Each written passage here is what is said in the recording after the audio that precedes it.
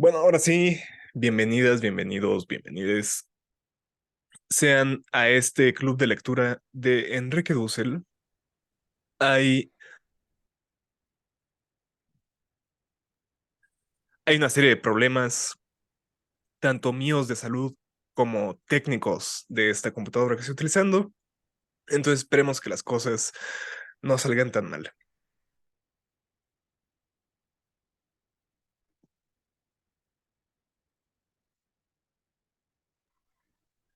El día de hoy tenemos nuestra segunda sesión del club de lectura y vamos a dar lectura a justamente las primeras dos conferencias del libro 1492, El encubrimiento del otro, de Enrique Dussel. Voy a compartirles la pantalla, espero que la puedan ver.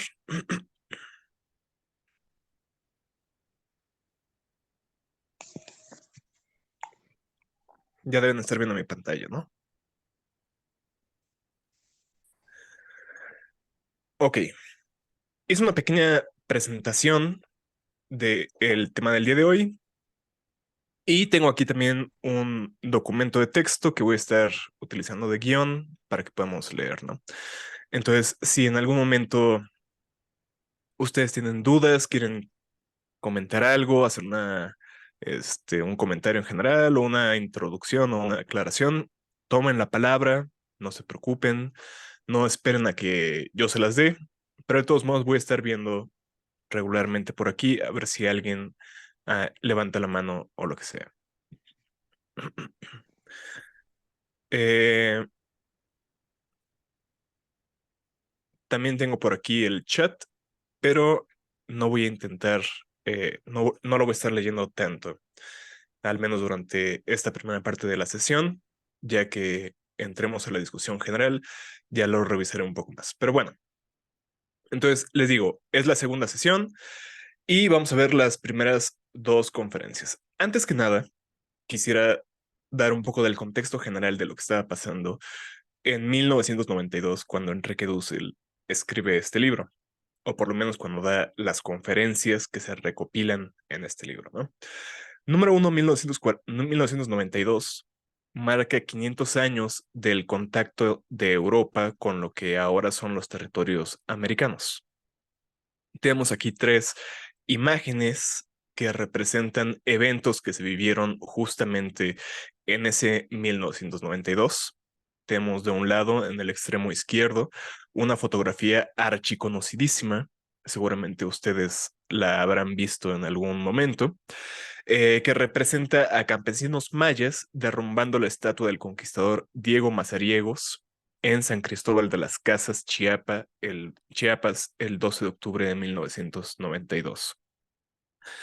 A ese respecto, tengo aquí un libro de John Womack Jr., que es una colección de eh, documentos acerca del conflicto en Chiapas desde la época de la conquista hasta los años 2000 y si tanto, eh, donde el historiador John Womack, que es además historiador de la Revolución Mexicana, por si ustedes no lo saben, eh, justamente intenta ofrecernos una perspectiva general de cómo se ha constituido el conflicto chiapaneco en esos 400, 500 años de historia de Chiapas, ¿no? Voy a leer brevemente un breve momento en el cual hace referencia justamente a lo que estamos viendo en la fotografía. Dice Womack, el 12 de octubre de 1992, los Cashlán es la palabra derogativa con la cual los mayas de la región chapaneca se referían a los gobernantes blancos, o mestizos que habían detentado el poder en Chiapas hasta ese momento y posiblemente hasta la actualidad. Los Cashlanes de San Cristóbal celebraron el 500 aniversario del descubrimiento de América por Colón. Aquella mañana, como si salieran de la nada, más de 9,000 indígenas procedentes de los Altos hicieron una marcha a la ciudad y se manifestaron durante todo el día contra, y cita aquí Womack, 500 años de robo, muerte y destrucción del pueblo indígena. Un día de ignominia, así lo llamaban estos indígenas, y también se manifestaban en contra del Tratado de Libre Comercio, que por esos momentos estaba siendo negociado por el gobierno de Salinas de Gortari y el gobierno norteamericano y canadiense. Continuó Womack. Algunos de ellos derribaron una estatua de bronce del Caxlán conquistador que fundó la ciudad, Diego Mazariegos. No hubo peleas, pero no por falta de encono. Esos mismos indígenas que bajaron de los altos, 2 años después, se darían a conocer bajo el nombre de Ejército Zapatista de Liberación Nacional, pero son eventos posteriores a la publicación de este libro que vamos a leer, vamos a discutir el día de hoy, así que eso lo dejamos para historia posterior. La segunda imagen es una imagen un poco menos conocida, solamente para dar constancia de que en 1992 el suceso en San Cristóbal de las Casas no fue aislado. Esta vez en Morelia, Michoacán, el mismo 12 de octubre de 1992, comuneros purépechas tumban la estatua de Antonio de Mendoza, primer virrey de la Nueva España, y podemos ver ahí no solamente el derrumbamiento de la estatua, sino una mujer que pisa el rostro del primer virrey de la Nueva España, lo cual pues es una imagen muy poderosa y creo que todos podemos asentir en ese hecho, ¿no? Y por último, ejemplo de gráfica popular o de gráfica mexicana que invita justamente a un encuentro por el 12 de octubre del 92. A 500 años de la invasión, seguimos resistiendo, dice ahí en el cartel, porque arrancaron nuestros frutos, cortaron nuestras ramas, quemaron nuestro tronco, pero no pudieron matar nuestras raíces. Aquí podemos ver un poco de el espíritu que se vivía en esa época, específicamente el espíritu que vivían los pueblos indígenas de México, y la forma en que se recordaba el 1492, ¿no? Sobre cómo se recordaba esta época en los círculos intelectuales mexicanos, ya no en la memoria histórica popular colectiva de los pueblos indígenas.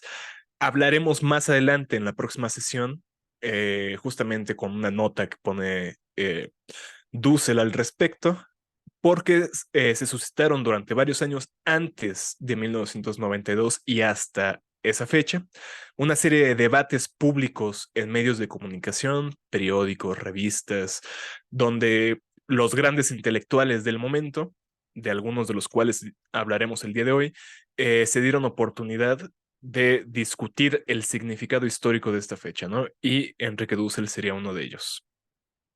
Pero bueno, ¿cuál es el planteamiento general de la obra? Ya entrando directamente a lo que está escribiendo Dussel, ya tenemos un contexto general acerca de cuál es la situación política histórica en la cual se lleva a cabo la redacción o la exposición de estas conferencias, pero ¿cuál es el objetivo que busca Dussel con esto?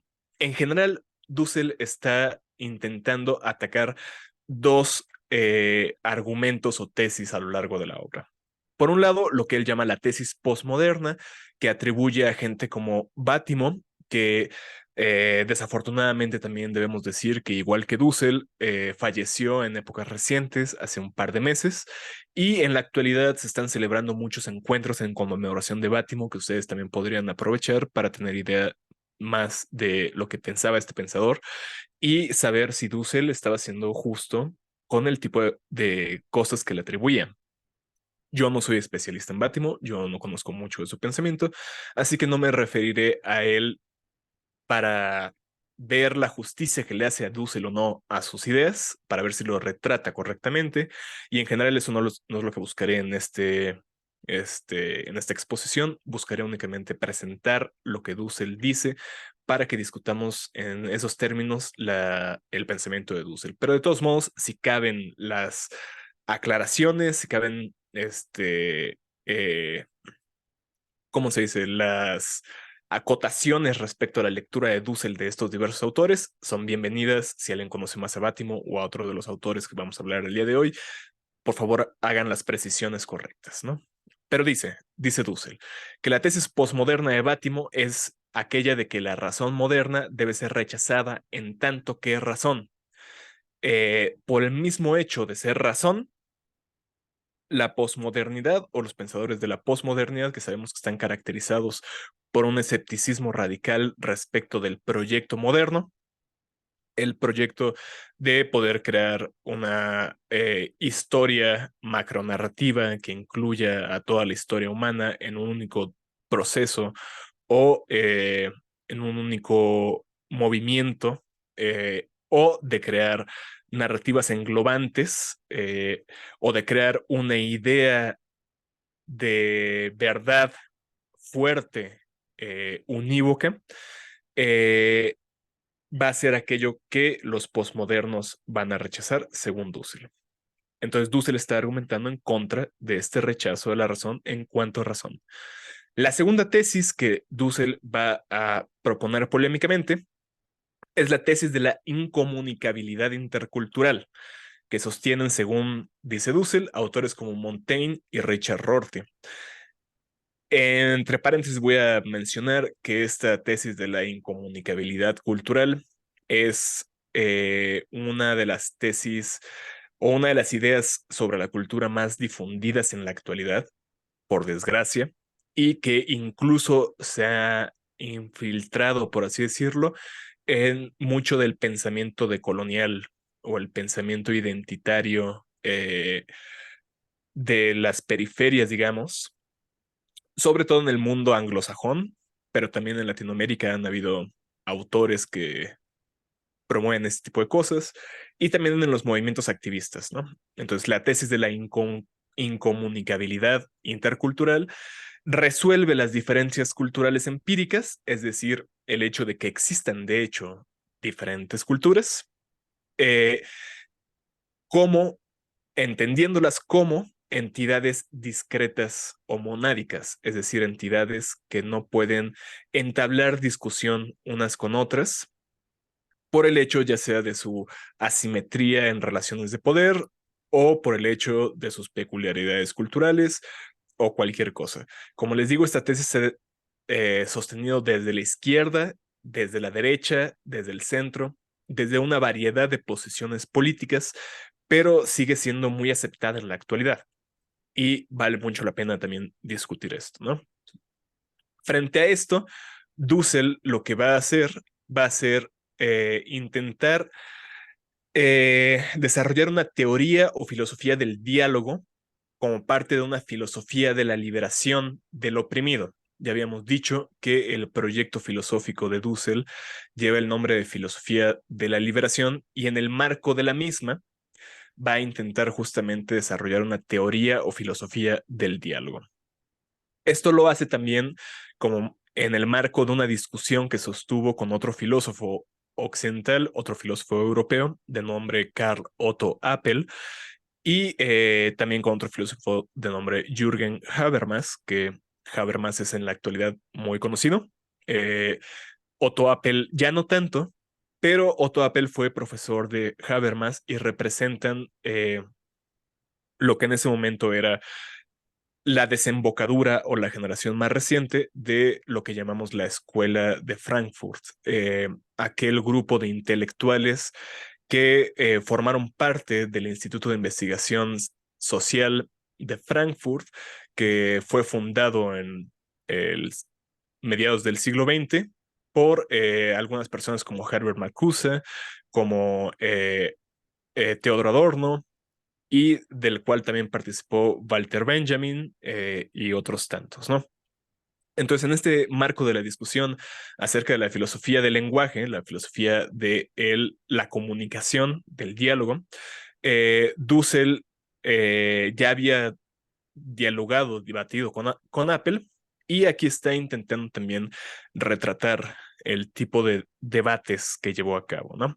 Entonces, eso es lo que se propone Dussel, ¿no? Cito a Dussel, eh, se propone encontrar una, como digo, teoría o filosofía del diálogo, cito, como parte de una filosofía de la liberación del oprimido, del incomunicado, del excluido, del otro, sobre las condiciones de posibilidad histórica hermenéutica de la comunicación intercultural. Cierro cita. Así pues, vemos que está argumentando en contra justamente de esta tesis de la incomunicabilidad, pero también está argumentando a favor de la tesis de que la razón sigue siendo vigente como elemento de establecimiento del diálogo intercultural, justamente, ¿no? Por lo tanto, el proyecto de la filosofía de la liberación asume o depende de, uno, una idea de razón que sea capaz de impugnar la irracionalidad de la razón moderna, productora de mitos justificantes de la violencia, y dos, una idea de cultura que sostenga identidades más o menos definidas, pero que rechace la tesis de la incomunicabilidad. Esta es la cuestión a desarrollar a lo largo del texto. Se parte del reconocimiento de una situación fáctica en la concreción histórica efectiva, es decir, en lo que nosotros podemos conocer de hecho, ciertos grupos humanos que van a ser catalogados metafísicamente bajo la categoría de el otro, para Dussel, han sido excluidos del diálogo excepto cuando se les subsume bajo los términos estipulados por una entidad que ejerce su dominio sobre ellos, es decir, el establecimiento de una ontología de lo mismo. Aquí ya tenemos tres categorías que son típicamente filosóficas, ¿no? Metafísica, ontología y subsunción. Subsunción suena raro, pero es una categoría relativamente fácil de entender. Lo que hace la subsunción es mentar, o sea, eh, eh, decirnos que algo ha sido puesto bajo un título. Ustedes, por ejemplo, pueden pensar en el ejemplo clásico. Platón es hombre. Eso quiere decir que Platón es subsumido bajo la categoría general hombre. Se pone debajo de esa categoría. Alejandra, ¿querías comentar algo?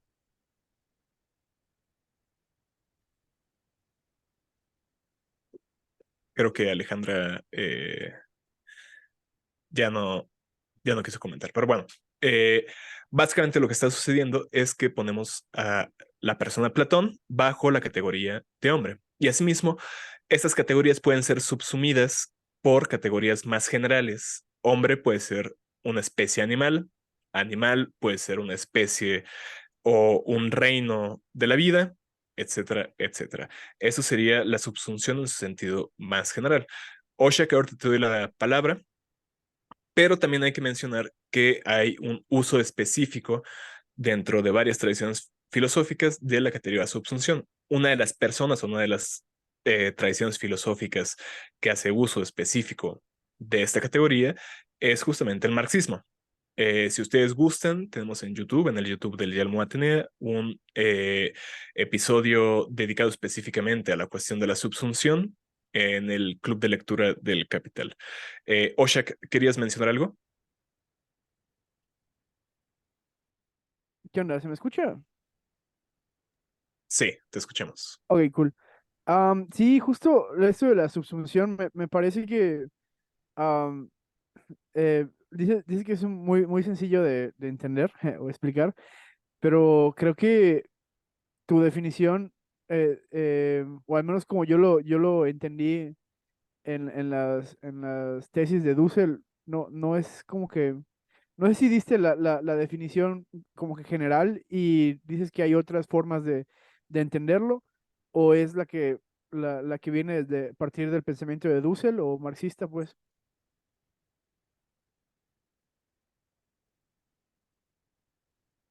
Como ya. Ese es el mute, ese es el mute. Disculpen. La que acabo de dar es la definición general o lo que podríamos tomar como la definición general de la subsunción. Poner un elemento debajo de un título general que englobe a varios elementos de acuerdo a su similitud o familiaridad. Así Platón, Aristóteles, Pablo, Omar Shakur y todos nuestros compañeros del club de lectura estaríamos bajo la definición ser humano. Ser humano debajo de la definición especie animal, y hay otras definiciones de especie animal que tienen dentro de sí subsumidas a elementos particulares, ¿no? Se van anidando, por así decirlo, en categorías de orden cada vez más general, los elementos particulares que constituyen agrupamientos de acuerdo a la familiaridad de estos elementos. Julio Montalvo, también levantaste la mano. Sí, no sería equivalente esta palabra como sinónimo de categorizar. Sí, o sea, en el sentido que estamos poniendo categorías o poniendo elementos dentro de categorías, pero el punto importante aquí es el sentido, eh, si lo podemos llamar así, espacial que tiene la palabra subsunción, el poner debajo, sumir, eh, es un elemento que nos mienta o nos trae a la mente un movimiento de algo que no estaba puesto debajo de la categoría y que ahora es jalado o llevado debajo de esta categoría. Por eso lo que dice Dussel aquí es muy importante. Eh, Se subsumen a estos elementos que serían en un primer momento que están fuera de las categorías de la ontología occidental, es decir, las personas que existieron en estas geografías americanas previas a la conquista, se les pone debajo de los términos que para el mundo cultural europeo ya eran conocidos o que tienen que crear justamente con el fin de hacer entendibles a estos elementos, a estas personas, dentro de su mundo cultural y así poder ejercer una dominación sobre ellos, ¿no? En ese sentido, lo que está sucediendo, y eso se relaciona con las otras dos categorías que Dussel ya ha puesto sobre la mesa, es que el mundo europeo llega ya con una ontología, es decir, con una cierta concepción de los elementos que constituyen lo que existe, una cierta entendimiento de qué es nuestro universo de aquello que existe. A eso se refiere la ontología. La ontología, si no lo saben, es el estudio filosófico de la existencia y los elementos fundamentales de dicha existencia y la forma en que se relacionan con ellos, unos entre otros, las cosas que existen. Y por lo tanto, el mundo cultural europeo ya tenía una idea de qué era lo que existía. Y cuando se enfrenta a estas cosas que ya existían aquí, lo que tiene que hacer es ponerlas debajo de esas categorías que ya había preconcebido el mundo europeo. Y dirá Dussel, lo que tenemos que hacer es ir más allá de esa ontología europea y ver a las personas o a las culturas que están siendo subsumidas, entendidas bajo un orden categorial, en su diferencia, en su alteridad. Y eso llamará Dussel metafísica, porque nos lleva de una ontología hacia el exterior de esa ontología para ya no entender a las personas y a las culturas bajo nuestros términos, sino como distintos a nosotros. Julio, ¿querías comentar algo más? Sí, entonces, básicamente el subsumir lleva implícita la dominación. Eso es lo que estoy entendiendo. Sí, en el orden político, eso es Sí, básicamente lo que está intentando hacernos mostrar Dussel, pero en el orden puramente lógico, eh, las, los elementos que se ponen dentro de una categoría general no es que se dominen, sino que tienen este carácter de ser puestos, justamente categorizados en grupos de familiaridad, ¿no? Entonces, de un lado está la categoría lógica subsunción, que describe como un movimiento, lógicamente, el movimiento real, práctico, político, sensible que podemos vivir las personas, que es justamente la opresión. Para describir la opresión en términos filosóficos, recurrimos a esta filosofía subsunción para explicar el movimiento real, la forma en que de hecho suceden las cosas, en términos lógicos filosóficos, ¿no? Eso sería básicamente la forma en que podría explicar la cuestión.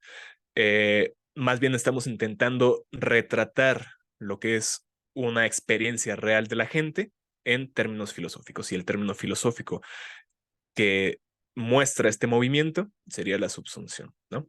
Entonces, hasta aquí todo claro. Tenemos la ontología que marca eh, universos del discurso categorías que hacen cognoscible a las cosas.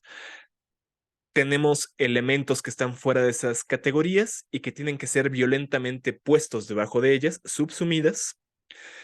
Y nuestra tarea, como gente que está haciendo un trabajo crítico, según Dussel, es ir más allá de esas ontologías, hacer una metafísica que nos permita aprehender al otro, tomarlo, no ya como una materia transformada en lo que nosotros entendemos, sino tomarlo en su diferencia radical, tomarlo tal cual es él mismo, sin convertirlo en algo nuestro, sin ejercer una violencia sobre él, ¿no?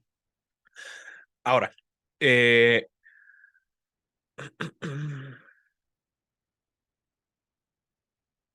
muy bien.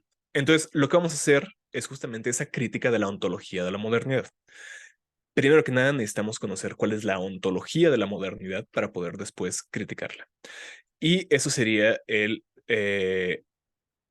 paso número uno dentro de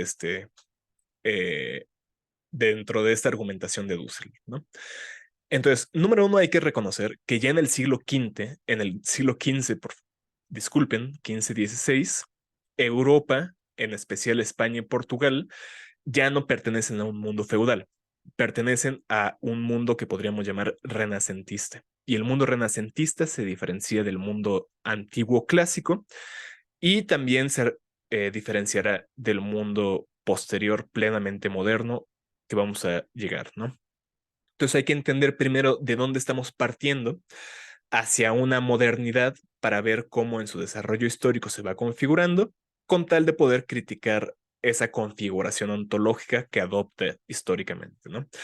Entonces, para entenderlo, quiero traer a colación a este autor que se llama Luis Villoro. Luis Villoro es un filósofo, o fue un filósofo del exilio español, igual que Dussel se exilió en México, solo que él era de origen español, Dussel era argentino, y fueron colegas contemporáneos durante muchísimos años.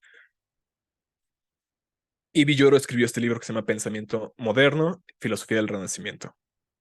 Y para entender qué es el hombre moderno, del Renacimiento en específico, quisiera leer un par de pasajes de esta obra, ¿no? Primero que nada hay que recordar que la idea de hombre que existía en la antigüedad es la de un ser que ocupa un lugar, ya sea en el cosmos, en la visión precristiana del mundo helénico, del mundo griego, o en la creación divina del mundo feudal cristiano, ¿no? Entonces, el ser humano ocupa un lugar igual que las otras criaturas en la creación y no puede salir de ese lugar. A diferencia de esa concepción del ser humano, la filosofía durante el Renacimiento va a proponer lo siguiente, cito a Villoro. En primer lugar, el hombre ya no tiene una usía o esencia determinada. Es visto fundamentalmente como acción que se da a sí mismo una esencia. El hombre es lo que se hace, es por lo tanto fundamentalmente libertad. El hombre está en este mundo para elegir su ser y transformarse a sí mismo. En segundo lugar, la condición humana corresponde más al campo de la posibilidad que al campo de la realidad. Solo en el caso del hombre, un ente puede ser como proyecta, porque solo la existencia humana tiene la posibilidad de voluntad libre. Pero el mundo de la posibilidad que puede el hombre realizar con su propio ser es el mundo de la cultura. Tercer rasgo, al perder el centro, al dejar de tener un sitio dentro de un orden establecido, el hombre es lo que con su virtud forja de sí mismo. Entonces está sujeto constantemente al riesgo, a la inseguridad de la libertad. Estos son los rasgos que caracterizan al hombre y del Renacimiento, de la modernidad renacentista. Frente a esa, vamos a analizar justamente cómo se va configurando una ontología, una idea del hombre, una idea del mundo, una idea de lo que existe, que ya es propiamente moderna. Ok, lo primero a notar, que nos hace notar Dussel, es justamente que vamos a entrar a la cuestión del eurocentrismo. Y tenemos que tener aquí primero una definición general de a qué estamos nombrando eurocentrismo. Eurocentrismo es algo que escuchamos constantemente, lo escuchamos en los medios, lo escuchamos en las conversaciones cotidianas que sostenemos con otras personas, y hay muchas formas de entender qué es el eurocentrismo. Pero ¿a qué se refiere Dussel? Eurocentrismo sería para Dussel concomitante con lo que él llama una falacia desarrollista. Desde el punto de vista sociológico o económico-político, la falacia desarrollista sostendría que solo existe un camino para el desarrollo de las fuerzas productivas. Este camino sería el que siguió Europa, es decir, solo hay un camino que las sociedades pueden seguir en su desarrollo histórico y ese ha sido el europeo, el que siguió Europa en particular. Eso sería justamente la falacia desarrollista que tiene en su seno una concepción eurocéntrica, porque toma a Europa como modelo universal del desarrollo histórico-cultural de las sociedades humanas. Y por lo tanto, todos los países subdesarrollados como nosotros, México, Latinoamérica, África, Asia, estaríamos obligados o tendríamos una necesidad fuerte de atravesar el mismo camino de desarrollo que siguió Europa. Eso es en el plano sociológico o económico-político. En el plano ontológico, que es también hacia donde quiere llevar la discusión Dussel, la falacia desarrollista sostendría que el movimiento de desarrollo del ser está orientado por un telos, una finalidad. Es decir, que el ser en su desarrollo histórico, las diferentes formas en que acontece en la historia, como diferentes pueblos, diferentes culturas, se dirigen todas, cuando las vemos en general, hacia una finalidad última que está descrita en su movimiento.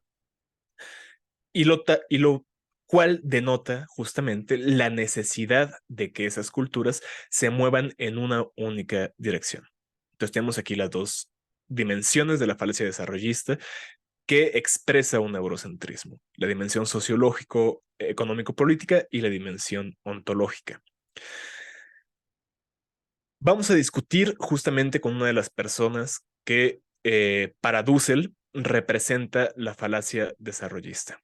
Esta persona es Immanuel Kant, que escribió un artículo que se llama Respuesta a la pregunta ¿qué es la ilustración? Kant, si ustedes no lo saben, es uno de los filósofos más reconocidos, tendríamos que decir, más importantes para la filosofía occidental, para la filosofía académica que se realiza en casi todo el mundo hasta el día de hoy. Y a Kant generalmente lo concebimos como el último ilustrado o una de las personas que llegaron tal vez tarde a la ilustración. La generación de los ilustrados como Rousseau, Hume, Voltaire y tantos otros tuvo su auge años antes de que Kant surgiera como filósofo, y Kant llega ya en un momento donde la ilustración ya tuvo, por así decirlo, su auge, ¿no?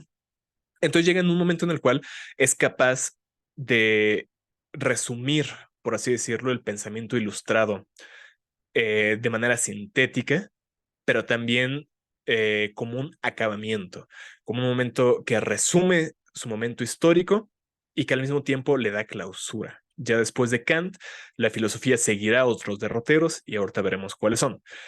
Pero Kant durante un momento de su vida, una revista filosófica o cultural o de algún tipo, lanza una pregunta abierta al público que dice, explíquenos a alguien qué es la ilustración.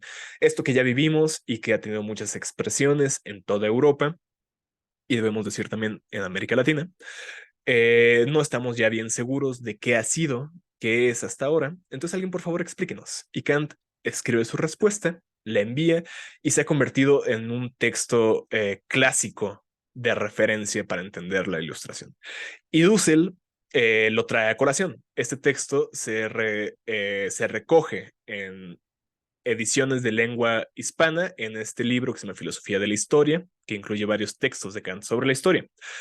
Entonces dice Kant, Ilustración o Aufklärung en alemán es la salida por sí misma de la humanidad de un estado de inmadurez culpable. Aquí tenemos la cita. La pereza y la cobardía son las causas por las que gran parte de la humanidad permanece en ese estado, gustosamente en ese estado de inmadurez. Aquí rápidamente podemos ver claramente que la idea de ilustración que propone Kant lleva o entraña la culpabilidad sobre una humanidad que no ha salido del estado de inmadurez preilustrado.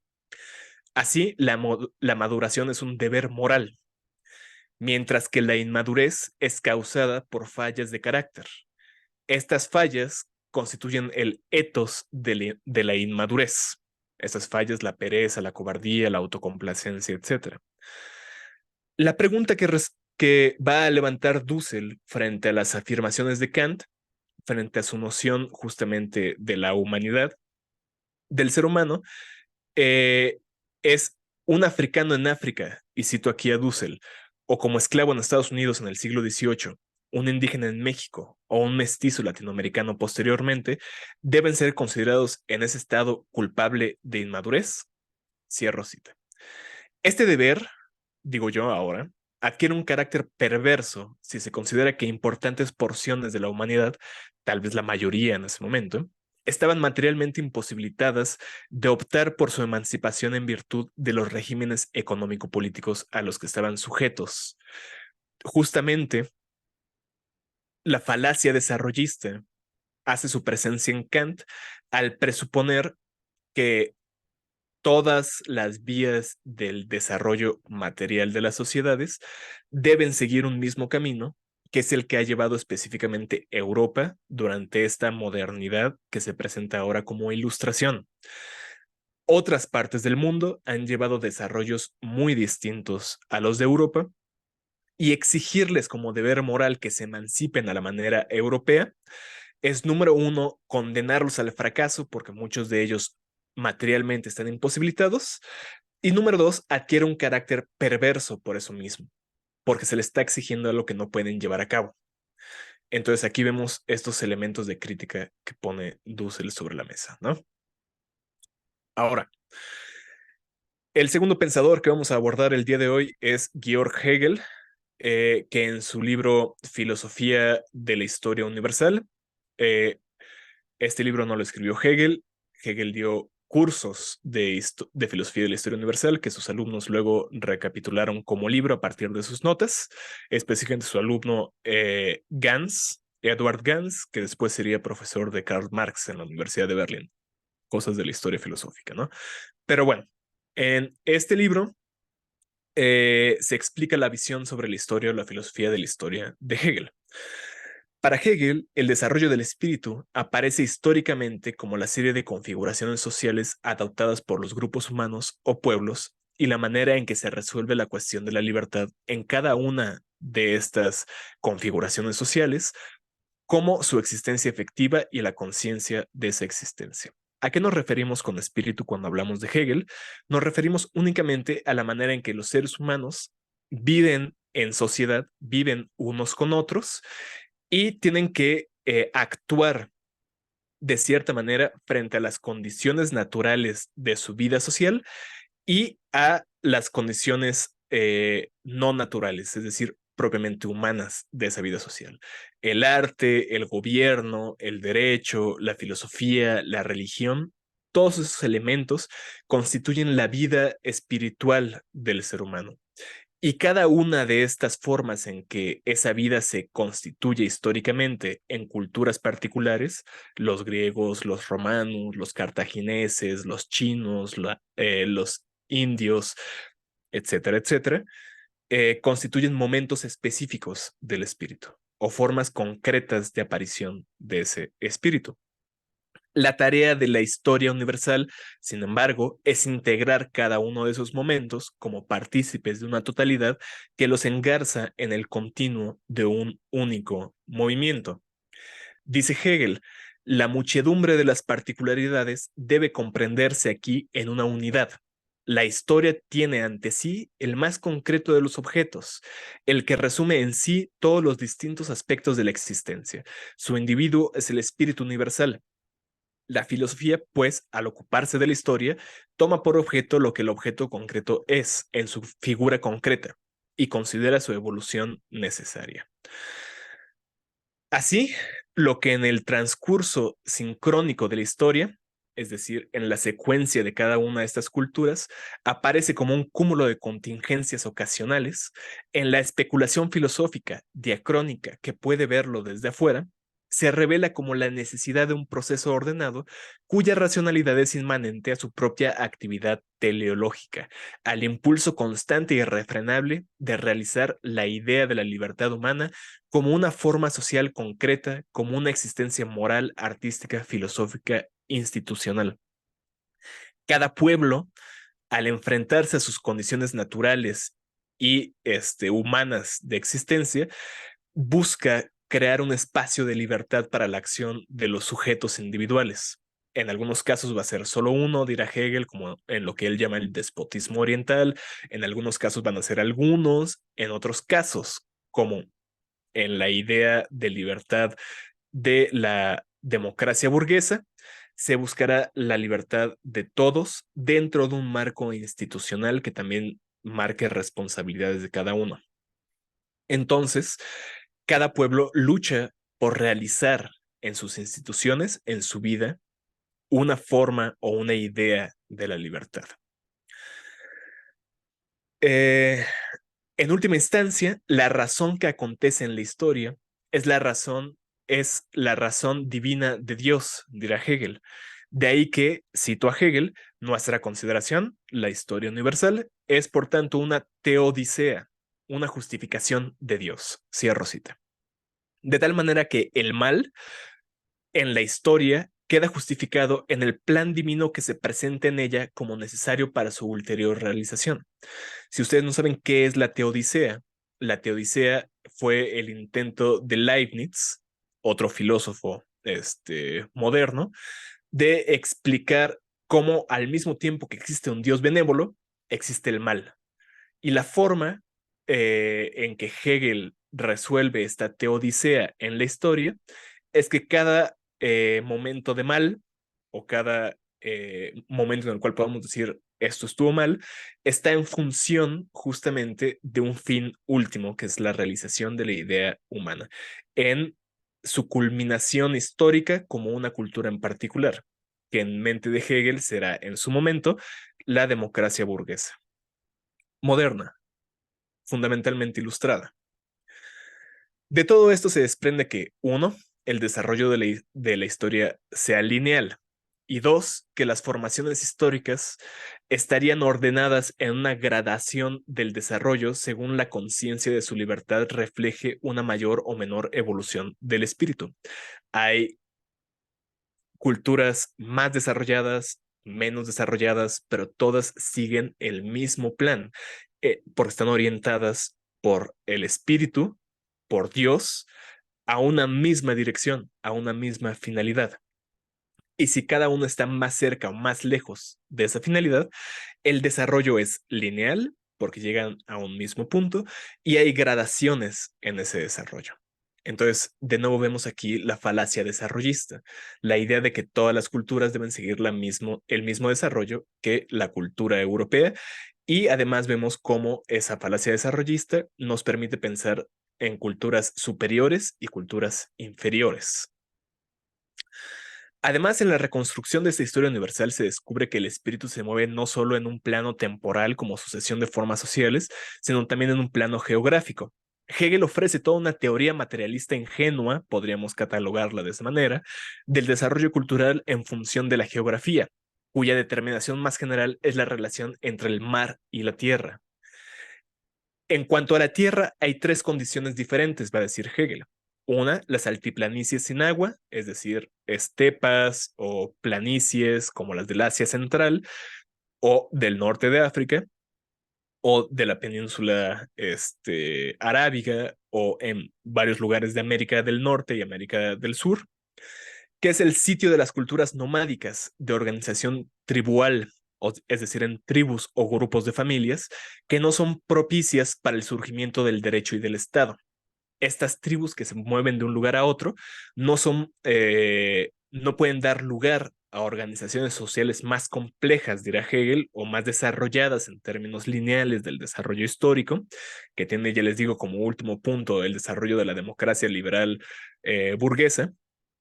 Entonces, por su misma determinación geográfica, por el vivir en estas altiplanicies sin agua, no pueden dar origen a formas espirituales desarrolladas. La segunda determinación serían los valles surcados por ríos y la tercera los litorales, es decir, aquellas zonas geográficas terrestres que están en contacto con el mar, como las playas, lagos, cosas por el estilo. Estas últimas dos son aquellas que propician el asentamiento urbano y el mayor grado de desarrollo cultural. Son, por ejemplo, el valle del Indo, el valle del Tigris y el Éufrates, el valle de el Nilo, lugares donde las culturas pudieron desarrollar agricultura, ganadería posteriormente, vida urbana, desarrollar formas complejas de derecho que permitiera la libertad de algunos de sus miembros de manera incremental por grados a lo largo de la historia.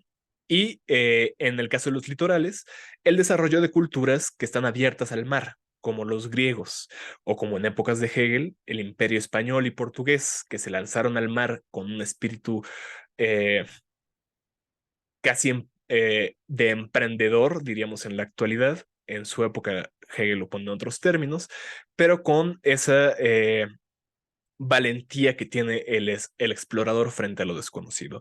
Entonces, son estas dos determinaciones geográficas las que dan origen justamente a sociedades más desarrolladas, de acuerdo a Hegel. El desarrollo progresivo del espíritu también se descubre en un plano geográfico como un movimiento del este al oeste, como el desplazamiento de su locus de expresión del Asia hacia Europa.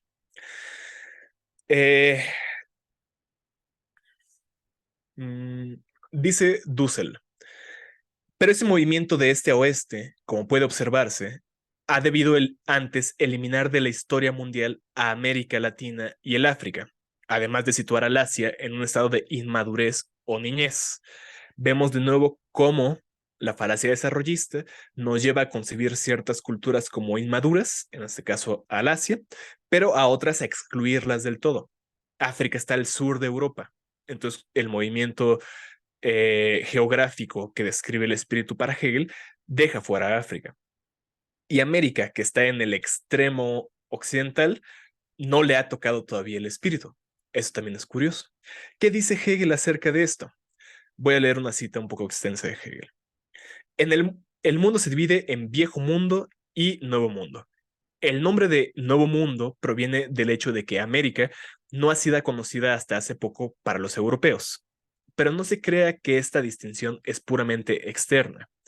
Aquí la división es esencial. Este mundo es nuevo no solo relativamente, sino absolutamente. Lo es con respecto a todos sus caracteres propios, físicos y políticos. El mar de las islas, que se extiende entre América del Sur y Asia, revela cierta inmaturidad, por lo que toca también a su origen. No menos presenta la Nueva Holanda caracteres de juventud geográfica. Nueva Holanda es Nueva York. Caracteres de juventud geográfica, pues si partiendo de las posesiones inglesas nos adentramos en el territorio, es decir, hacia el occidente de América del Norte, descubrimos enormes ríos que todavía no han llegado a fabricarse un lecho. De América y de su grado de civilización, especialmente en México y Perú, tenemos información de su desarrollo, pero como una cultura enteramente particular que expira en el momento en el que el espíritu se le aproxima. La inferioridad de estos individuos en todo respecto es enteramente evidente. Entonces aquí tenemos ya una visión muy clara de cómo esta visión desarrollista, esta falacia desarrollista, nos puede llevar incluso en expresiones racionalistas, expresiones de la razón moderna, a graduar a las culturas en más desarrolladas, no desarrolladas, superiores e inferiores. Y en el caso de Hegel, específicamente a justificar actos de barbarie, actos de violencia extrema como los sucedidos durante la conquista, en virtud de la expansión del espíritu. Todos estos males, de nuevo como en una teodicea, son justificados en la historia. América, y con ella la porción latina del continente, queda relegada a materia del porvenir. El espíritu todavía no se ha asentado aquí. Las culturas prehispánicas no tenían formaciones espirituales desarrolladas. Como dice Hegel, apenas se les acerca el espíritu, estas culturas expiran, desaparecen, ya sea bajo la fuerza o el influjo de las culturas europeas que llegaron a estas costas, o bajo los desarrollos más fuertes que se van gestando en su propio seno y frente a los cuales estas viejas culturas débiles van desapareciendo. Eh, mm, pero en lo que toca al ahora de Hegel, al siglo XIX, finales del XVIII, de América no se puede decir más que todo lo bueno, más que de todo lo, perdón, de América no se puede decir más que todo lo bueno en ella es una importación de la Europa ya desarrollada, incluidos los colonos, que admite Hegel que son despojos indeseables de la vieja Europa, que expulsa hacia el exterior, que brindan su fuerza civilizatoria a los territorios americanos con el desplazamiento o destrucción de los pueblos originarios, en el caso de América del Norte, con influencia inglesa, o con la mezcla de sangres en Latinoamérica. En virtud de su existencia histórica como desarrollo último del espíritu, los pueblos europeos detentan un derecho absoluto frente al cual las culturas subdesarrolladas solo pueden perecer, y este mal queda justificado en la teodicea de la historia universal. Así, la razón moderna e ilustrada, al presentarse como fundamento del eurocentrismo dentro de un discurso sobre la historia, adquiere un carácter condescendiente y perverso en la formulación de la ilustración kantiana y uno abiertamente apologético de la violencia en la dialéctica histórica de Hegel. En ambos casos, el avance en la construcción de una visión racional de la historia es menoscabado por la porción de irracionalidad eurocéntrica que la compone. Para poder impugnar esta irracionalidad, debemos, sin embargo, atender a la ontología histórica que les sirve de fundamento fenomenológico. Debemos investigar el conjunto de presupuestos sobre los entes históricos, las cosas que existen en la historia, que hacen posible a este discurso moderno. Y así pasamos a la segunda conferencia que compone esta primera parte del libro, que voy a dar muy rápido para que pasemos a la discusión, ¿no? La conferencia 2 se titula De la invención al descubrimiento del nuevo mundo. Dussel comienza diciendo que va a distinguir entre 4 figuras que representan experiencias existenciales particulares: la invención, el descubrimiento, la conquista y la colonización. El día de hoy vamos a ver únicamente las dos primeras, la invención y el descubrimiento. Y para eso, Dussel recurre a otro autor, en este caso Edmundo O'Gorman, que me parece que también fue un filósofo del exilio español, o por lo menos un filósofo exiliado. Si alguien me quiere hacer la precisión, bienvenidos sean. Que escribe este libro que se llama La invención de América, que es todo un clásico. Si no lo han leído, vale mucho la pena que ustedes revisen La invención de América de Edmundo O'Gorman, ¿no? Edmundo Gorman se propone una descripción de la experiencia ontológica, la forma en que la ontología se va construyendo históricamente, eh, a partir del contacto con los territorios que Cristóbal Colón se topó en sus viajes recurriendo a las categorías fenomenológicas de Martin Heidegger, ese filósofo del que vimos que Dussel también fue lector. Vamos a ver cómo sucede. Lo voy a dar muy rápido.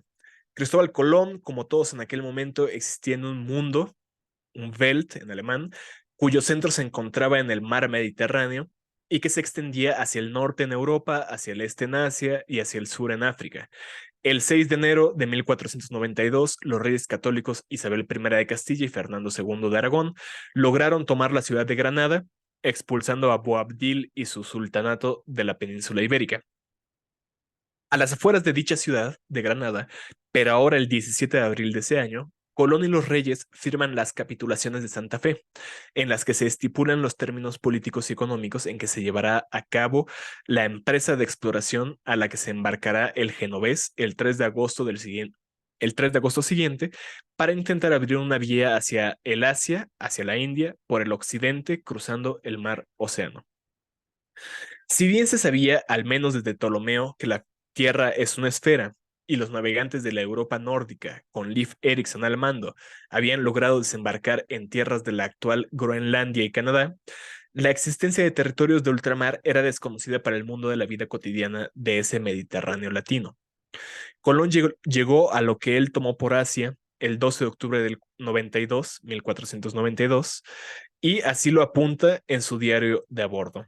Cito aquí a Colón en versión de Bartolomé de las Casas. A las 2 horas después de medianoche del 12 de octubre, apareció la Tierra, una isleta de los Lucayos que se llamaba en lengua de indios Guanajaní. Luego vieron gente desnuda, gente muy pobre de todo. Ellos andaban todos desnudos como su madre los parió. Mas por no perder el tiempo, dice Colón, quiero ir a ver si puedo topar a la isla de Cipango, que era el nombre que desde épocas tolemaicas se le daba al Japón, Cipango. Así pues, Colón pensaba que estaba en Asia. Colón tuvo una conciencia constante a lo largo de su vida y hasta su muerte de que estaba de hecho en Asia. Pero dice O'Gorman, que no es la cita que tengo aquí, voy a cambiarla de hecho.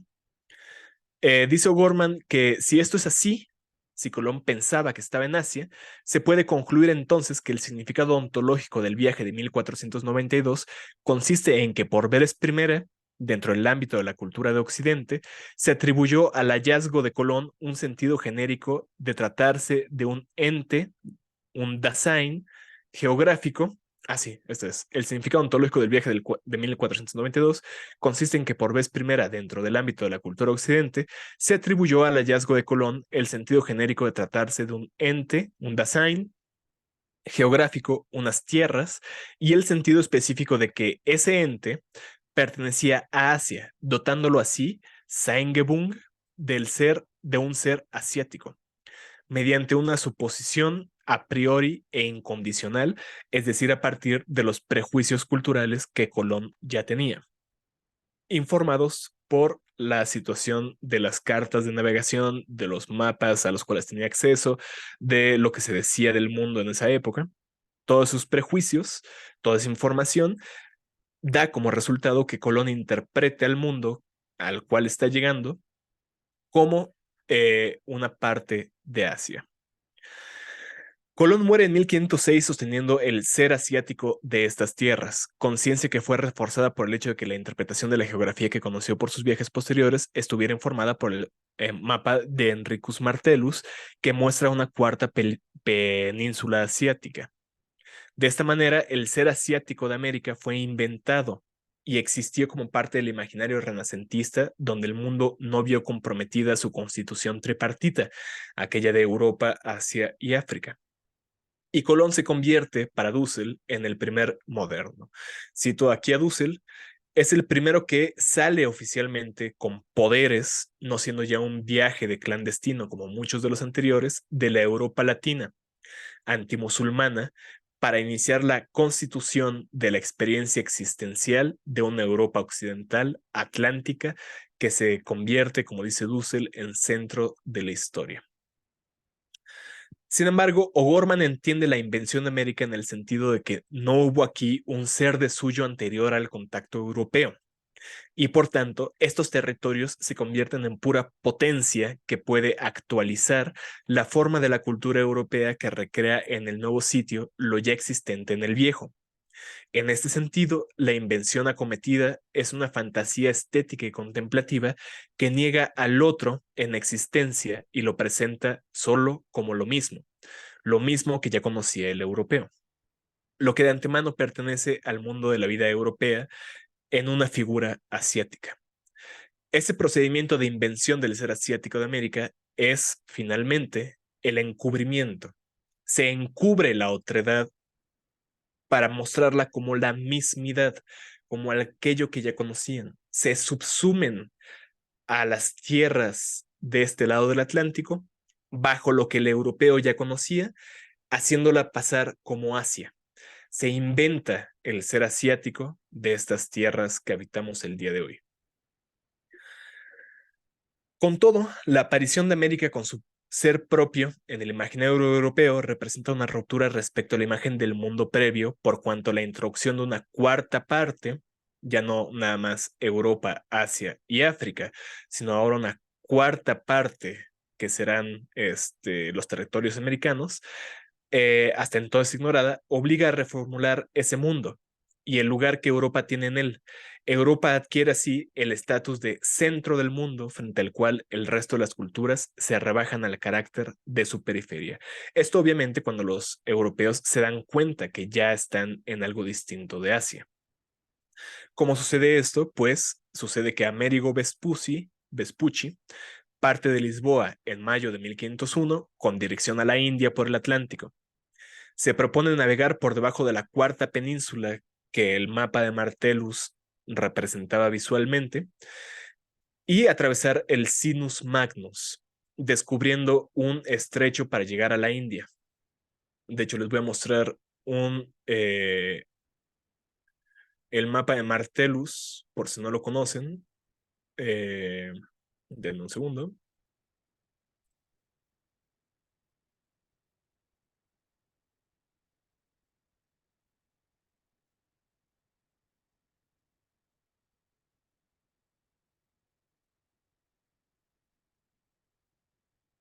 Este sería el mapa de Martellus. Si ustedes pueden ver, a la derecha hay una península que sería la cuarta península asiática, distinta de las tres penínsulas que representan la India, Arabia y otra, ¿no?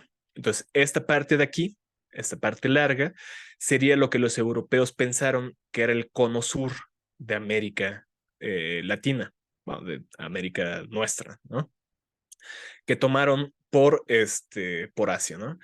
Entonces, Amerigo Vespucci va viajando por esta costa y en algún momento se da cuenta que no está de hecho en Asia porque no puede llegar a este mar que es el Sinus Magnus. Entonces, en 1503 o 1504, la conciencia de un nuevo mundo toma forma definitiva en Amerigo Vespucci eh, y se constituye, perdón, en Amerigo Vespucci. Vespucci da un paso más adelante de Colón en la constitución ontológica de la modernidad, que ahora se constituye como universalidad descubridora. Ya finalmente los europeos tienen conciencia de que han encontrado algo distinto a las tres partes del mundo conocido y se pueden asumir a sí mismos como descubridores de una novedad. Y universales porque abren un mundo nuevo. El viejo mundo y el nuevo mundo constituyen elementos del universo que ellos están concibiendo, y por lo tanto son universalidades descubridoras. Sin embargo, este descubrimiento sigue siendo de lo mismo, en cuanto Vespucci parte de un entendimiento cultural europeo de mundo como ecumene. Cito aquí a O'Gorman, cuando Vespucci habla de un mundo, se refiere a la noción de ecumene, es decir, a la vieja idea de concebir como un mundo solo a una porción de la tierra apta para la habitación del hombre. De modo que si le parece lícito designar a los países recién explorados como un mundo nuevo, es porque su intención es la de anunciar el efectivo hallazgo de una de esas otras ecumenas. Descubrir, entonces, y esto aconteció históricamente, empíricamente, de 1502 a 1507, nos dice Enrique Dussel, aquí estoy citando a Dussel, es el constatar la existencia de tierras continentales habitadas por humanos al este del Atlántico, hasta entonces totalmente desconocidas por el europeo, lo cual exige abrir el horizonte ontológico de comprensión del mundo de la vida cotidiana europeo hacia una nueva comprensión de la historia como acontecer mundial planetario. Entonces, el descubrimiento de que ya no estaban en los términos de la ontología europea clásica sobre el mundo, hace capaz a Europa o a la conciencia europea de concebirse a sí misma como eh, una Europa que crea acontecimientos mundiales, que establece un mundo nuevo. Entonces tenemos, por un lado, la figura de la invención del ser asiático, que oculta al, a la otredad de la América que se está descubriendo, subsumiéndola bajo los términos de la ontología tradicional europea. Y luego tenemos a el descubrimiento de un nuevo mundo que lo que hace es empoderar a la conciencia europea como aquella que lleva a cabo acontecimientos mundiales, pero que sigue encubriendo esa otra edad. No la descubre como alteridad, como distinción de sí, sino agranda su propia ontología, la engrandece y ahonda el sentimiento egoico a través de la cual lleva a cabo la violencia de sus descubrimientos. Entonces, bueno, hasta aquí la exposición del día de hoy. Ya nos dimos una vuelta por los argumentos de Dussel y voy a leer las comentarios en el chat antes de abrir la discusión. Laura Rosales pregunta, ¿diríamos en principio que en Dussel la categoría otros subsume a todas las personas que no son europeas? Yo creo que no solamente a las no europeas. Yo creo que Dussel estaría diciendo que cada uno de nosotros puede constituir ontologías cerradas que excluyen de sí a la otredad en cuanto otredad, en su alteridad, y que es necesario transitar de la construcción de ontologías que por necesidad, por definición para Dussel serían cerradas, hacia una visión metafísica que eh, conciba esa otredad en la responsabilidad ética que yo tengo frente a ella, en la responsabilidad de hacerme cargo de las violencias ontológicas que desempeño. No solamente los europeos podrían ejercer esto, pero históricamente los europeos han sido los que lo han hecho. Teóricamente alguien más podría, pero no estoy seguro que Dussel esté de acuerdo con que se haya logrado fuera de los marcos europeos. Incluso las violencias de ocultamiento que llevamos a cabo aquí en México, por ejemplo, frente a los indígenas, diría Dussel, siguen estando dentro de marcos eurocéntricos o de concepciones del mundo, de imágenes del mundo de carácter europeo. En ese sentido, pues claro, podríamos nosotros, pero históricamente han sido la modernidad europea la que ha establecido la ontología que ha permitido ese ocultamiento, ¿no? Laura Rosales continúa como consecuencia de algo así como un aspecto violento de la razón moderna. Sí, sería justamente esa razón moderna que ya empezamos a ver cómo se va constituyendo con estas dos figuras de la invención y el descubrimiento y que más adelante veremos en las últimas dos figuras. Omar Shakur levantó la mano primero y luego Javier Stirner.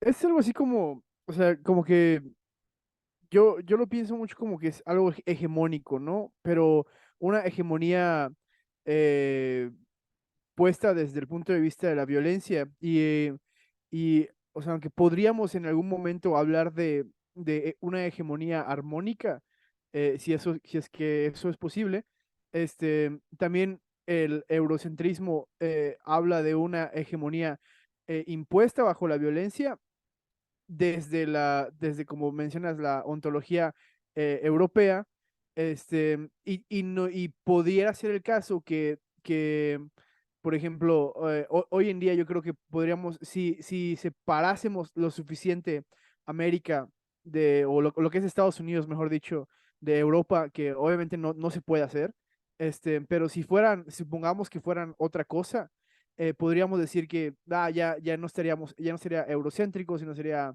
americacéntrico, ¿no? O algo por el estilo.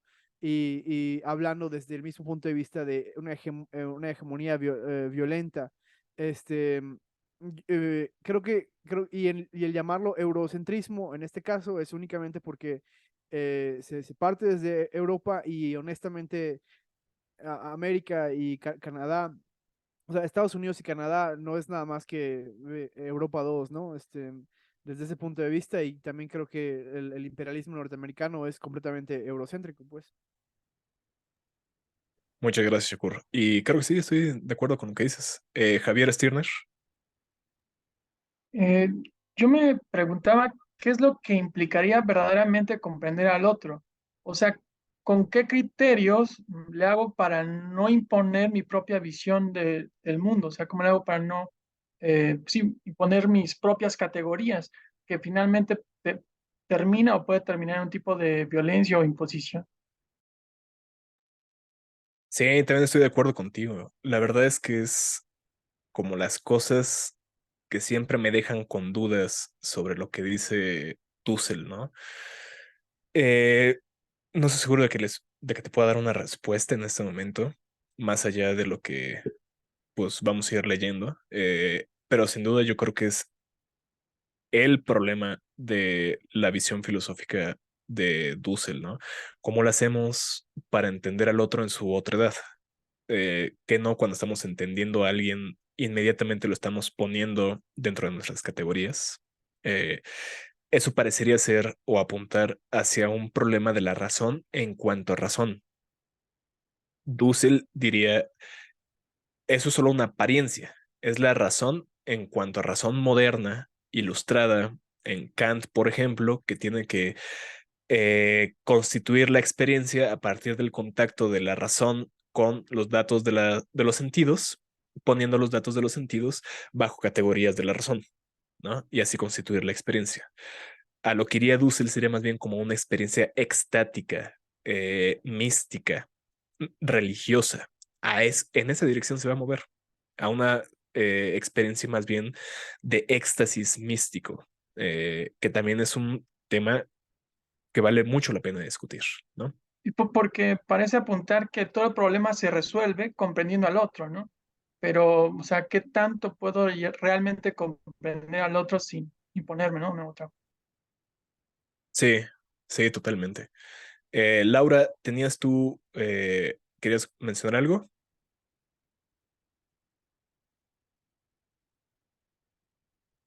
Perfecto, dice Laura que no. Julio, Bueno, según yo, estamos bombardeados de eurocentrismo y de americanismo. O sea, eh, vaya, o sea, es imposible escapar de la influencia cultural y hay una homogenización de este pensamiento ya a nivel mundial, incluso en la moda, en las aspiraciones, en, en los modelos de vida, en tener una casa, un coche, etcétera. O sea, estamos, vaya, el modelo cultural que tenemos en el mundo difícilmente escapa a esa influencia, ¿no? Entonces, de entrada, según yo, habría que preguntarse quiénes somos nosotros como sociedades para podernos diferenciar de los demás. El que más reflexionó, según yo, sobre ese tema hace ya casi, creo que 50 años, fue Octavio Paz en el libro del Laberinto de la Soledad. En ese libro, él pone razonamientos diciendo, bueno, ¿qué es el mexicano? ¿Y qué nos distingue como mexicanos con respecto al mundo, ¿no? Pero de entrada ese razonamiento de quiénes somos, pues es como que la base para poder identificar quién es el otro. Así lo veo yo. sí, yo creo que ese es también uno de los espíritus, o eso entraña muy bien el espíritu con el cual Dussel escribe. Les decía yo en la primera sesión que Dussel no estaba solo. dentro de esas preguntas acerca de quiénes somos, definiéndonos frente a las imposiciones identitarias del exterior, ¿no? Durante el siglo XX mexicano, y Julio ya lo mencionó muy bien, hubieron muchos personajes como Octavio Paz que se hicieron esa clase de preguntas. Otros fueron, por ejemplo, Leopoldo Sea, Emilio Uranga y los demás miembros del grupo Hiperión de la filosofía del mexicano, con los cuales Dussel también discutió en algún momento. Aquí tengo, por ejemplo, el análisis del ser del mexicano de Emilio Uranga, que constituye uno de los intentos, yo creería, más originales de justamente hacernos esta pregunta. Y curiosamente, el análisis del ser del mexicano, déjame ver si encuentro la página, eh,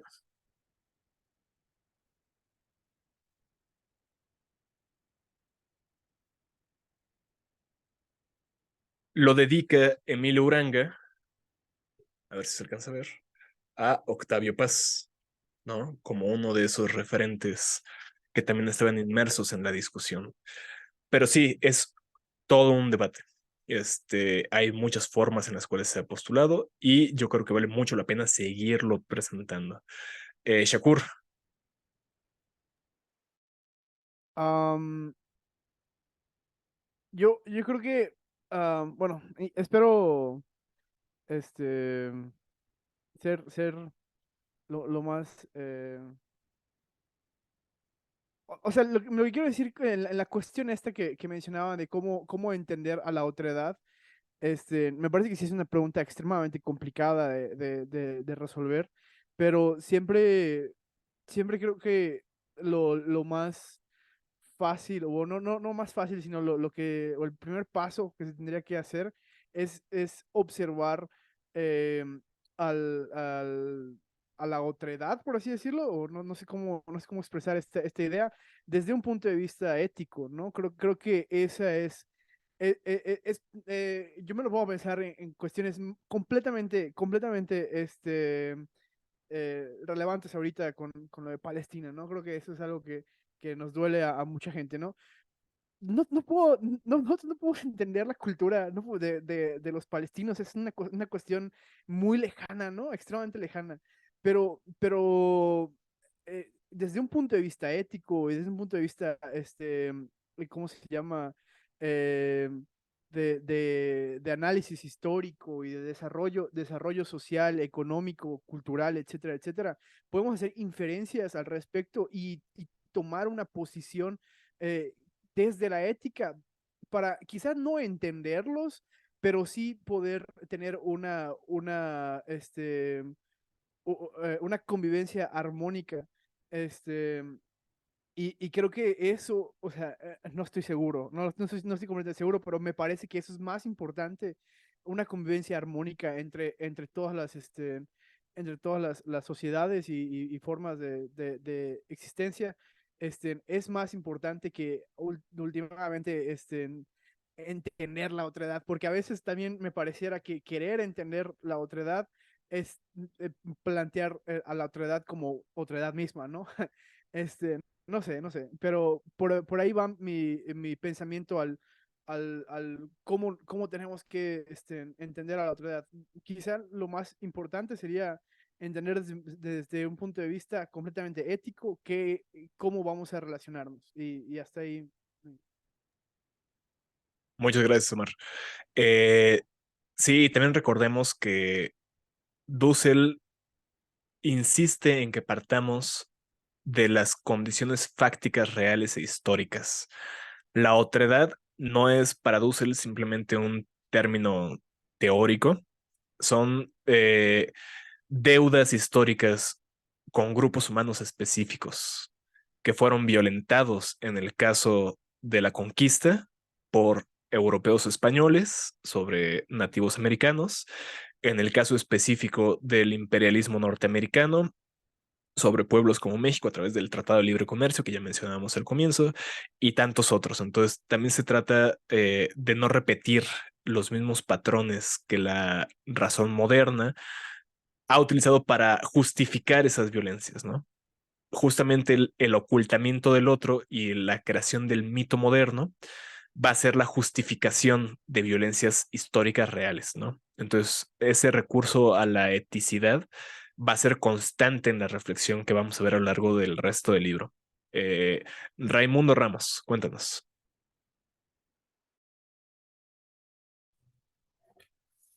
Pues nada, igual aquí con una serie de pensamientos en torno a lo que pues pudimos leer durante la semana y con esta introducción que haces, creo que por lo menos desde mi marco de comprensión e interpretación, yo rescataría como tres, cuatro palabritas que creo que nos podrían, o por lo menos a mí me podrían habilitar para empezar a reflexionar sobre esta situación de, de la que Enrique Dussel nos empieza a compartir, ¿no? El primero creo que lo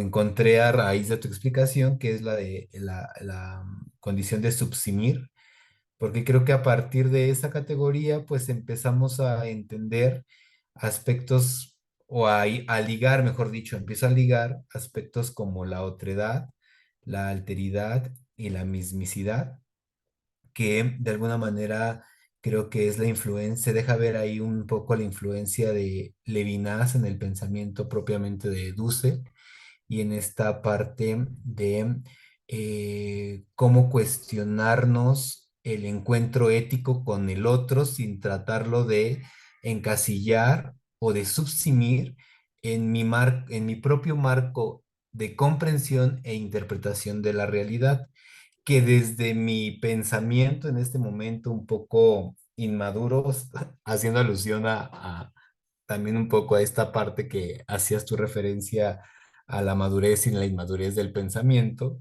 que pudiera ser que este proyecto modernizador del pensamiento y de la vida que trae consigo toda esta lógica eh, que trae el descubrimiento o invención de América, pudiera ser a raíz de que el marco de comprensión e interpretación de quienes llegan a los territorios que hoy conocemos como América, pues tuvieron que habilitar, y no con ello quiero justificar toda la serie de violencias que vivió el territorio, pero creo para ir comprendiendo cómo se fue tejiendo el macro relato de Europa, tuvieron que justificar a través de lo que ellos conocían el estilo y la vida de los que radicaban aquí, ¿no?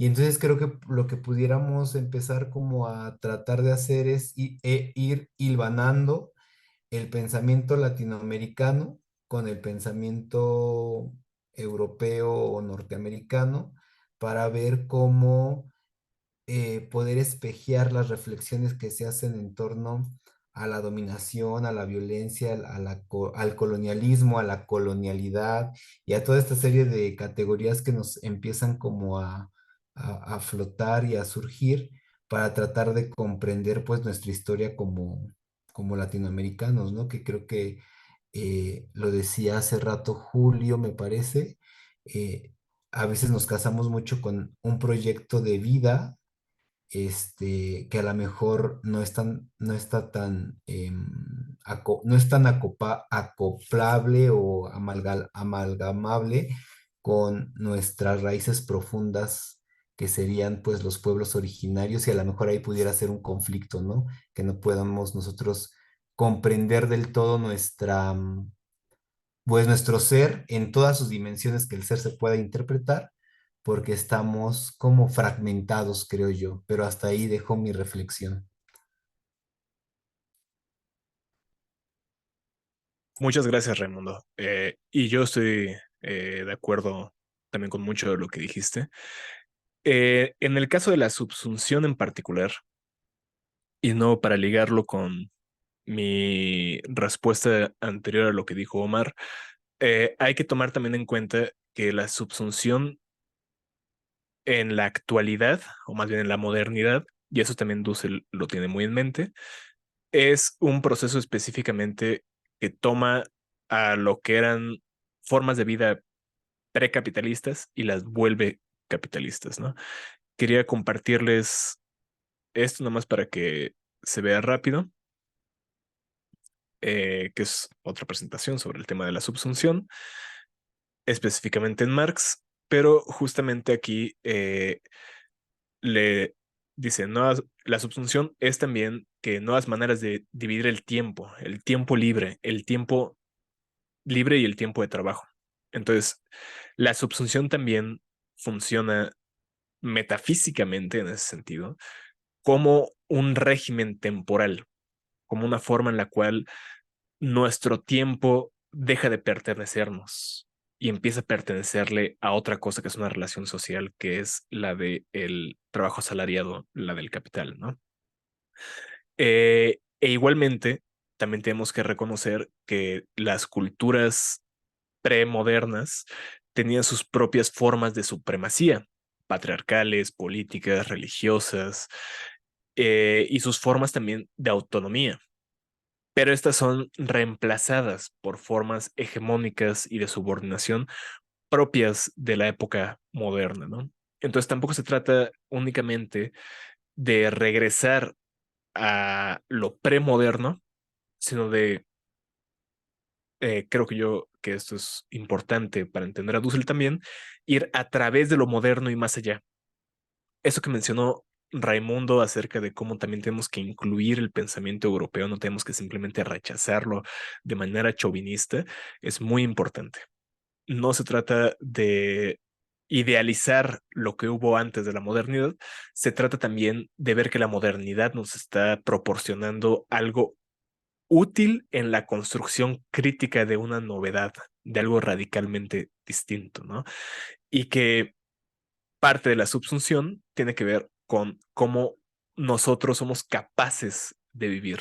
Eso de los proyectos de vida que han mencionado Julio y Raimundo son muy importantes porque los proyectos de vida están en función de cuánto tiempo disponemos para vivir nuestros proyectos, a final de cuentas, ¿no? Entonces la subsunción también reduce el espacio en el cual somos libres de aprovechar nuestro tiempo en el sentido en que nosotros queramos. La subsunción también nos marca espacios de posibilidad de la acción real en nuestras vidas cotidianas y frente a los otros, ¿no? Entonces también ahí son otros elementos que podemos tomar en cuenta para pensar más la subsunción, que creo que es una de las cosas importantes en el texto de Dussel. Dice Laura en el chat. Pensando en la cuestión de observar la otredad y reflexionar éticamente sobre ella, me parece que quizá Dussel estaría de acuerdo con señalar que justamente el propio observar estaría jerarquizado. Yo creo que sí, yo creo que sí. Algo así como que la propia observación estaría cargada de teoría. Me parecería como si la observación y la reflexión ética de lo otro observado, desde lo que denomina razón moderna, estarían jerarquizadas. Creo que estás en lo correcto, Laura. Yo creo que sí habría una visión dentro de la misma forma eh, en que se constituye históricamente el observar moderno. Parte de su constitución fundamental sería la jerarquización. De nuevo, la subsunción capitalista lo que hace, o uno de los momentos de la subsunción, es la jerarquización de las prioridades y de las necesidades sociales frente a las cuales se evalúa la pertinencia de un modo específico del trabajo. Y los modos específicos que son absorbidos son reestructurados en orden de eh, beneficiar a una jerarquía de los fines, ¿no? Y también hay una jerarquía de las personas involucrada en el observar moderno, ¿no? Ya veíamos cómo Hegel pone la historia universal en una jerarquía de los más desarrollados y los menos desarrollados, de los mejores y los peores, podríamos decir en términos muy abstractos. Este, pero tendremos que ser conscientes de cómo eso jerarquiza también a nivel individual y personal. Dussel tiene una reflexión muy interesante que veremos en la próxima conferencia acerca de la razón moderna, específicamente en la relación erótica en la relación que hay del hombre con la mujer. Así es como lo concibe Dussel en términos de la erótica, ¿no? Y de cómo la visión moderna también jerarquiza al hombre frente a la mujer en un nivel superior y justifica las dominaciones de la mujer. Entonces yo creo que, al menos hablando desde Dussel, sí está importantemente incluido lo que dices, Lau. Ok, Javier Stirner. Justamente creo que lo que mencionas es importante porque me da la impresión de que siempre jerarquizar termina de una u otra forma en una forma de poder justificar una dominación o imposición sobre el otro. Entonces, parte de acabar con este mal, no sé, es dejar de jerarquizar o de dejar de pensar que hay algo, una cosa sobre otra. Y porque yo creo que todos los que estamos aquí pensamos en términos éticos o de armonizar, o que aunque no podamos llegar a comprender realmente al otro, no puedo imponerme sobre el otro, o al final no hay nada que permita que yo justifique imponerme, porque lo que más importa es a lo mejor la paz y demás. Pero allá afuera, en términos prácticos, o sea, en el caso de, yo ignoro a profundidad el conflicto palestino, pero me da la impresión de que todos estamos abrazando, ¿no? A los palestinos y decimos cómo es posible, tal. Y quizás yo creo que sean la gran mayoría de personas y países, pero por ciertas personas que piensan que se deben imponer, no sé con qué se justifiquen, eh, pues eso acarrea en el mundo problemas pues de violencia y Muchísimas gracias, Javier. Julio. Bueno, no pude dejar de pensar, y no es por bajar el nivel de lo que estamos hablando, pero pues la cultura popular también es parte de todo lo que estamos reflexionando. Entonces, un experimento muy curioso de cultura popular que pasó en los años 80 y 90 fue este grupo Botellita de Jerez. O sea, ellos enarbolaron esa bandera y dijeron, órale, lo naco chido, ¿sí? Y lo indígena no debe ser menospreciado. Y qué bien que yo tengo rasgos indígenas y debo sentirme orgulloso de eso, etcétera, etcétera, etcétera. Entonces, intentaron con su música hacer una fusión de tres lados. El lado rock and rollero, o sea, influencia americana, el lado prehispánico, con cultura indígena y todo, que incluso se vestían con ropa indígena y para los conciertos, y el lado, pues ahora sí que el homogéneo, ¿no? O sea, el pantalón de mezclilla, la vida común y corriente que hoy es una mezcla de muchas culturas, que es ya una homogeneidad de, digámoslo así, eurocentrista, como dicen. Entonces, eso no es desdeñable y sin embargo no pegó, se fue. Entonces, eso hay que reflexionarlo en el sentido nada más de decir, pues sigue habiendo el clasismo, el racismo, el menosprecio y una serie de cosas, ¿no? Y no, y esto no, nosotros pues somos un grupo que intentamos no estar dentro de eso, como dice el compañero anterior, pero este, habría que reflexionar, pues, por qué la sociedad eh, a veces insiste en esa jerarquización y en ese sometimiento del uno al otro, ¿no? Súper bueno. Y qué bueno que mencionas el tema de la cultura popular, porque para nada es un rebajamiento de la discusión. Justamente en la próxima conferencia o en la que le sigue, tal vez en la quinta, perdón, tal vez en la cuarta o en la quinta, Dussel va a abordar el tema de la cultura popular, que también es muy importante tener en cuenta que esa diferencia entre alta cultura y baja cultura, o cultura, ¿cómo se le dice? Ilustrada contra cultura popular, es también, a final de cuentas, una forma de jerarquización que tiene una raíz muy ilustrada, una raíz muy moderna, ¿no? Entonces, también la cultura popular es un ámbito importante para la reflexión decolonialista, liberacionista que intenta llevar a cabo Dussel. Y el caso de Botellita de Jerez es muy bueno para ponerlo en términos mexicanos por esta frase famosa de todo lo naco es chido, ¿no? Reivindicando a estas expresiones que desde un punto de vista de la alta cultura son vistas como inferiores, haciéndolas pasar como aquello que es deseable o reivindicable desde la perspectiva crítica que lanza, ¿no? Porque el ethos, podríamos decir, del rock and roll, del rock en general y todas sus vertientes, incluso desde el jazz, y todas las vertientes de la música afrodescendiente que se gestó a partir de los eh, esclavos en las plantaciones norteamericanas y del Caribe, siempre ha sido una música que lo que busca es impugnar a las culturas establecidas blancas eh, a partir de una reivindicación de las raíces rítmicas afrodescendientes que llevan consigo, ¿no? Y el rock es un elemento que históricamente en el siglo XX pues fue muy importante en eso, ¿no? Entonces, sí es buenísima esa idea de la cultura popular. Muchas gracias, Julio. Eh, ¿Alguien más quiere tomar la palabra?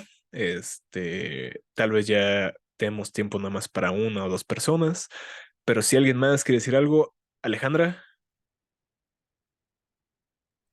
Sí, justo como complementando un poco a la reflexión del compañero anterior, hablar de este tipo de manifestaciones de la cultura, como el rock, como las artesanías, como pues cualquiera de esas acepciones, cualquiera de esas manifestaciones materiales o no materiales de cualquier grupo de personas que comparten ciertos valores y ciertas experiencias, creo que es parte fundamental de el pensamiento de Dussel, el pensar que todas esas experiencias, todas esas manifestaciones tienen un lugar de enunciación y en tanto que tienen un lugar de enunciación que no necesariamente pertenece al canon o a la academia o a estas concepciones elevadas que tenemos de historia, de arte, de etcétera, etcétera,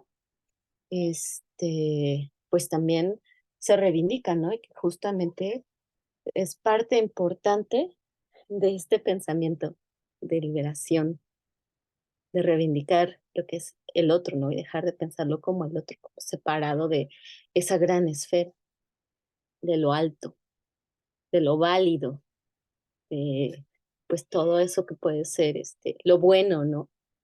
O lo importante. Eso es todo. Buenísimo, Alejandra. ¿Eso fue todo? Muchas Sí. gracias. Muchísimas gracias. Y sí, lo que mencionas también acerca del lugar de enunciación desde la perspectiva hermenéutica de Dussel es importantísimo. Qué bueno que lo trajiste a colación.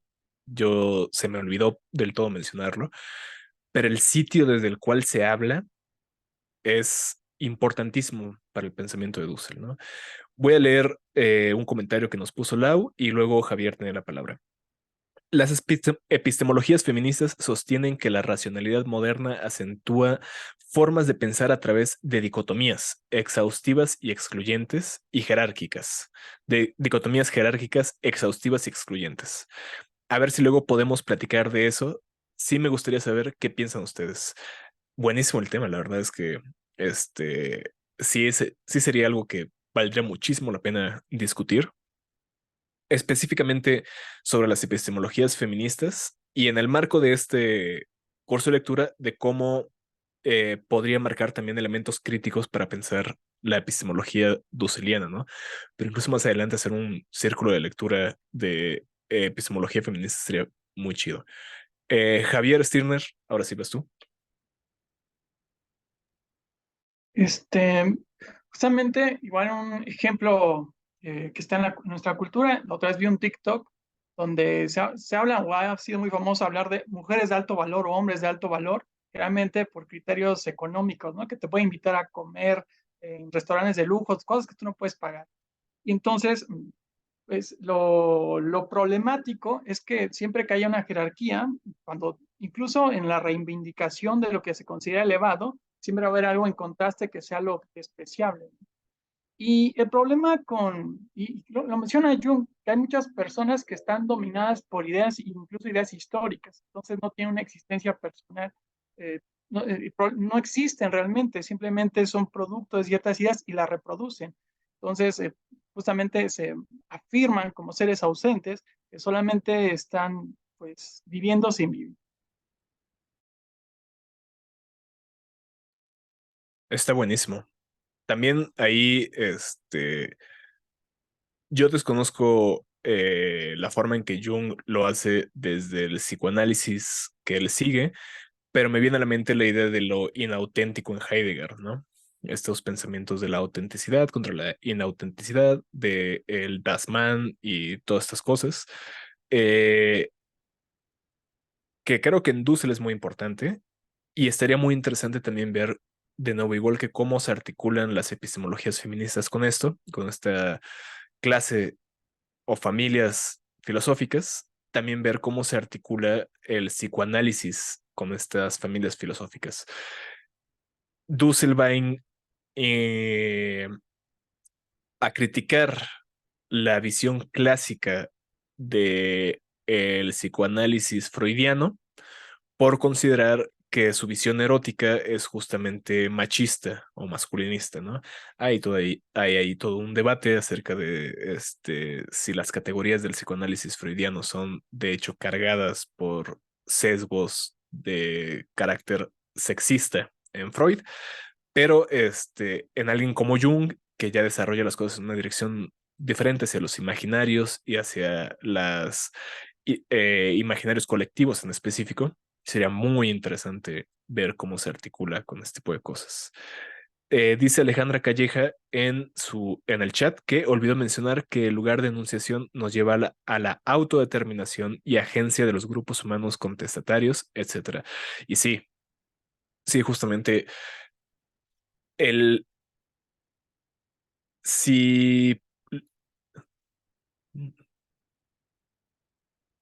salió algo en el chat que no entendí, eh, pero sí, el carácter contestatario de los grupos subalternos que se reivindican en espacios culturales como el rock, por ejemplo, el rock urbano en México, el heavy metal, el punk, todo este tipo de cosas, siempre están imbricados con el hecho de que se expresan estos grupos desde sus lugares particulares de enunciación, eh, ¿cómo se dice? Impugnando justamente a aquellos que los relegan a los márgenes, ¿no? A esa marginación.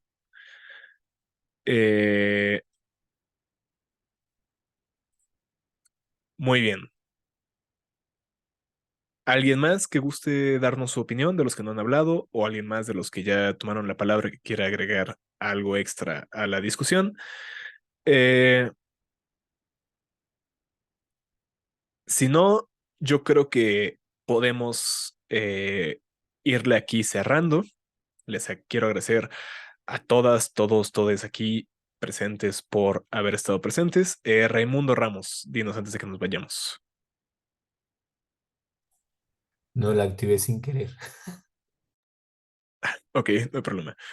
Pero de nuevo, muchísimas gracias a los asistentes, las asistentes, por habernos no solamente prestado oído a lo que tuve que decir durante la exposición, sino también por habernos proporcionado sus ideas e intentar construir colectivamente este ejercicio de aprendizaje, discusión, crítica, que pues espero que sea de su agrado, de su utilidad, de lo que sea para ustedes.